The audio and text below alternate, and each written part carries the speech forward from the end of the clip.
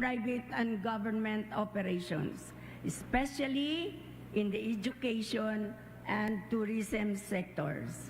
In a nutshell, Davao Region fueled this relaunching by upscaling the industry cluster's roadmap, focusing on the 18 priority industries of the region.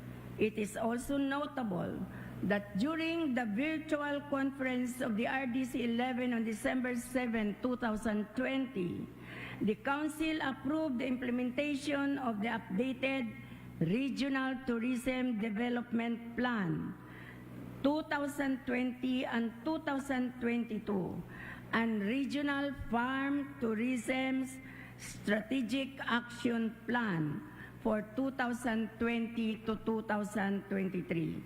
This plan shall serve as our framework on the ways forward of Region 11 towards this momentous relaunching. Investments in Davao Region shall be primarily focused on our economic growth drivers for fast recovery and sustained progress for our people. In agribusiness, we shall promote more investments in our established agri-industries in cacao, coffee, abaca, fruits and vegetables, and other high-value crops, and in aquaculture and marine fishery. Likewise, investments in manufacturing for both heavy and export-oriented light industries, also investments in research and development and innovation, ICT and telecommunications, in response to the fourth industrial revolution, which shall complement our needs for human capital for higher productivity in all sectors. In order to enhance trade for the local and international markets, our seaports shall be developed specially. The Sasa International Seaport, Santa Ana Wharf, and Mati City Wharf.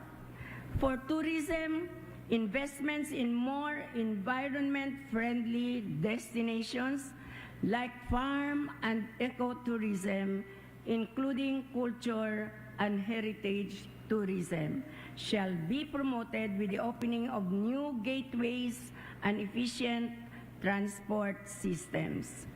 Another gateway shall be developed with the operationalization of the airport in the city of Mati to enhance tourism and investments in the northern part of Davao region and also serve the northeastern part of Mindanao. To complement tourism and business development, our creative industries along its domains on audiovisual and digital interactive media, creative services and design, among others, shall be put forward to local and foreign investors. Tourism and investments in Davao region shall be bolstered by the strong opening of the economy through trade policies, easing of travel restrictions, and more face-to-face interactions in private and government operations. We shall support the national government through a strong collaboration of all sectors and sustained local governance under strong and effective political leadership to ensure an inclusive economic recovery and sustainable progress for all. Davao region commits to support the national government through a stronger collaboration of all sectors, sustained local governance under a strong and effective political leadership for economic recovery and sustainable progress for all. Davao region, more than ever, is now ready to welcome all visitors and investors. Daghang salamat o mabuhay. Thank you, Governor Malañaon. And now, may we call on Vice President Sara Z. Duterte to introduce our guest of honor.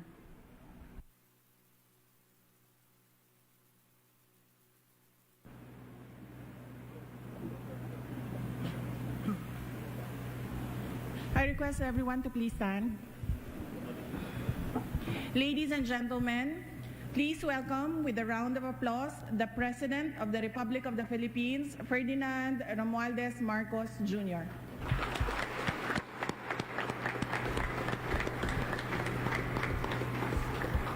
Thank you very much, Vice President Sara Duterte. Please take your seats.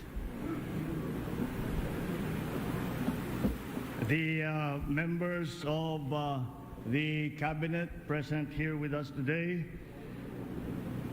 Davao Oriental Governor and RDC Council Chairperson Corazon Malañon and other government officials of the province, my fellow workers in government, our men and women in uniform, ladies and gentlemen, good afternoon. What we celebrate today is a significant milestone.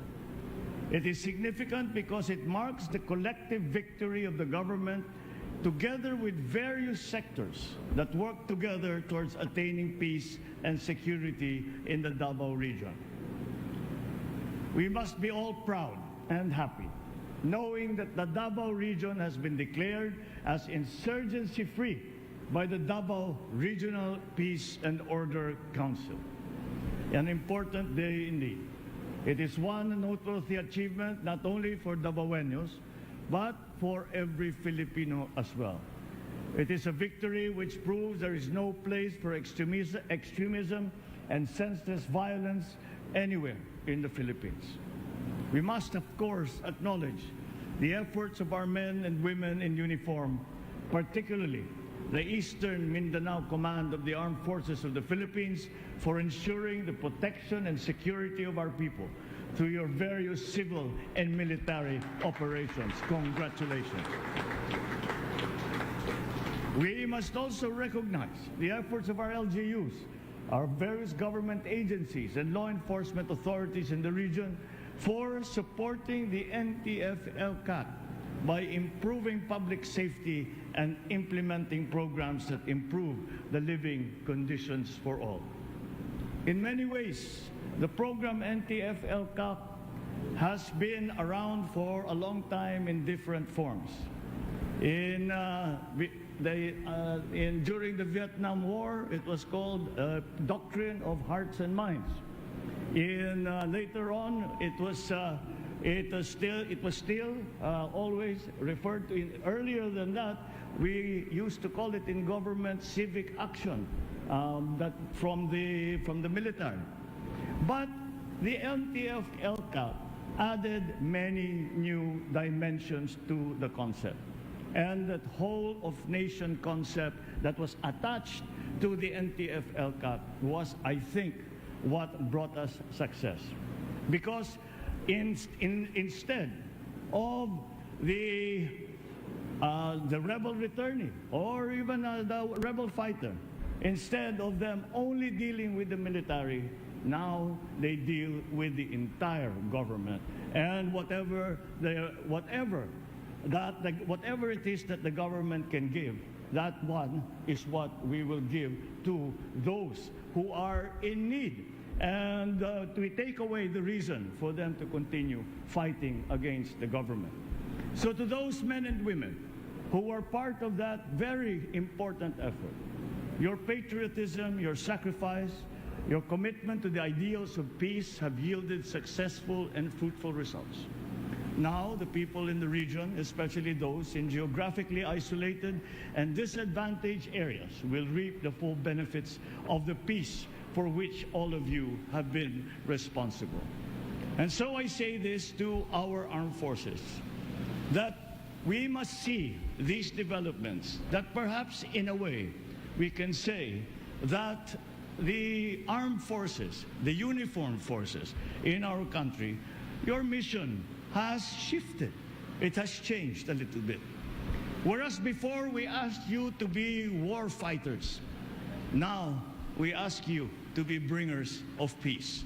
And the success of the NTF-LCAC program and all of the efforts of our military, of our police, have shown in the reaping of the benefits that we celebrate today that the Davao provinces are insurgency-free. Moving forward, we take an optimistic but cautious step to mind that the goal of achieving long-lasting peace and order in the region cannot end just with this declaration. We will need to sustain it with a whole-of-nation approach to peace, the development to prevent terrorists and lawless elements from recruiting, regrouping, and regaining power over our countrymen. We cannot afford to go back to square one.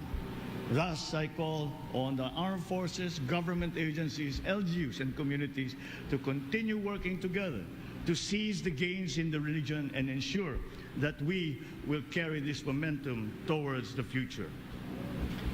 To celebrate this victory, I believe that there is no better way to commemorate the eradication of insurgency in Davao than to declare the region as a tourism and investment-ready destination. In many ways,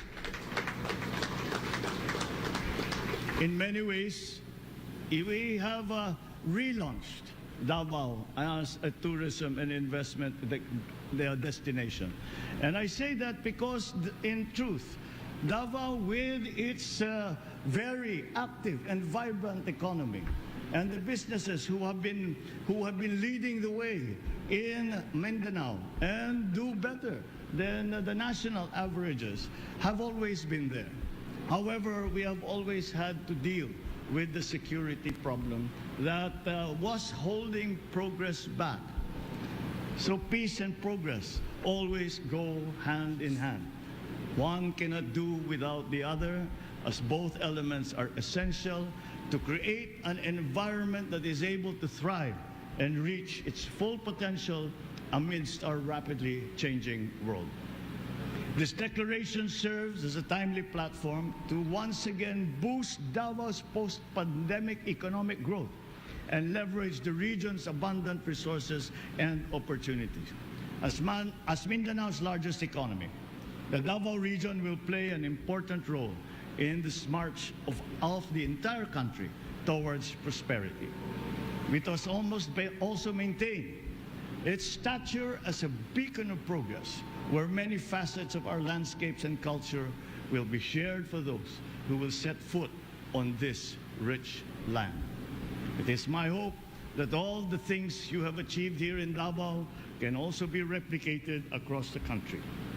This way, we can reproduce our shared success 100-fold, allowing our fellow countrymen to reap the benefits of safety and prosperity for present and future generations to come. So, as we go forward into the new normal, let us continue working together to revitalize the economy towards high growth and reverse the trends of recent years. Over the past 2 years, the Davao region has suffered great setbacks, as we all have. Brought about by the pandemic. We have seen more than 61% decline in registered investments and as much as 70% decrease in tourist arrival. But I am confident that with this declaration and with the convergence of all the efforts of the stakeholders, I am confident that we can reverse that trend. And I think that upon hearing some of the briefings that I had earlier today, I think you already have begun to reverse the trend and usher in a new era of growth and opportunity for our people.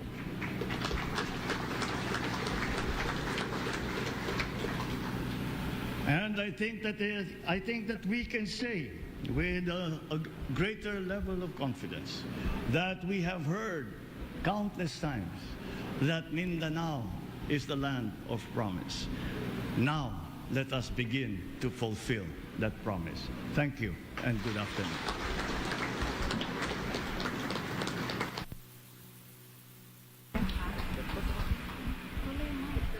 Thank you, Mr. President.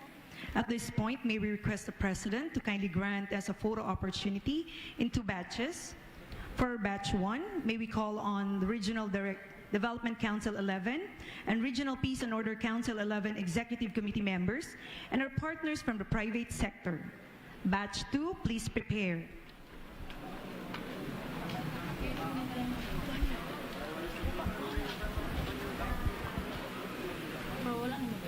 Wala.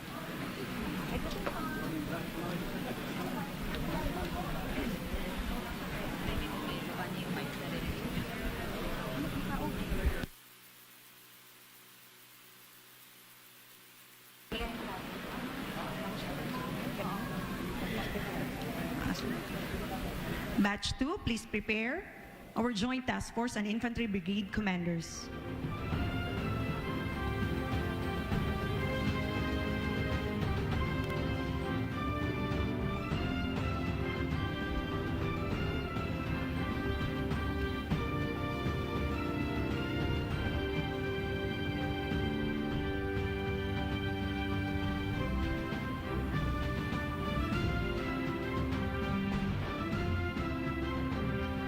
Thank you, Batch 1. And for our second and last batch, our Joint Task Force and Infantry Brigade commanders,